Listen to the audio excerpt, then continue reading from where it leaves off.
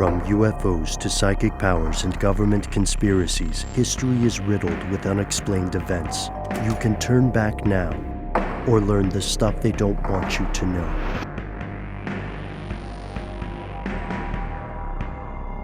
Here are the facts. In 2011, the city of Flint, Michigan was in a state of crisis. Disastrous losses in the manufacturing industry created widespread unemployment and poverty, prompting the state of Michigan to take budgetary control of the town. The governor appointed Darnell Earley as Flint's emergency financial manager, a position that, according to State Congressman Dan Kildee, had a single goal: to reduce the budget at any cost.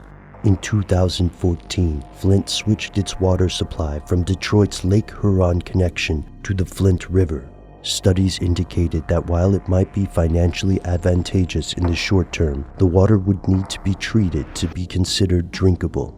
In May of the same year, residents began complaining. The water from their faucets tasted wrong, smelled bad, and looked odd, in some cases brown.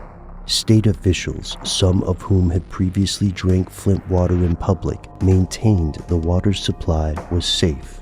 Were they telling the truth? Here's where it gets crazy.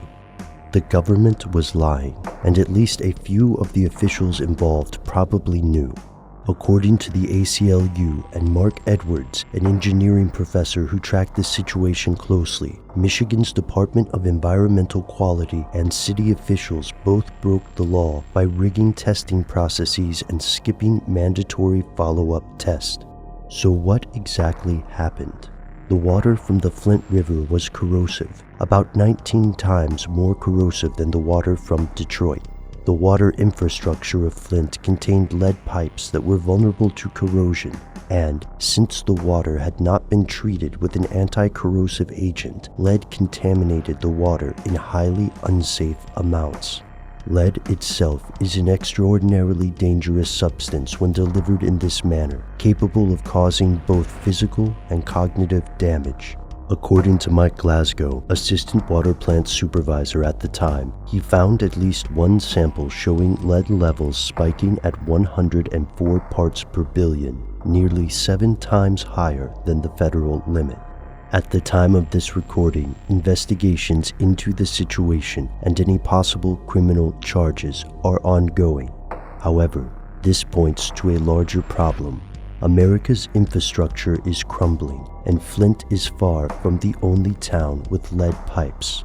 How will officials in other cities handle similar situations? Will they go public and keep the citizens safe?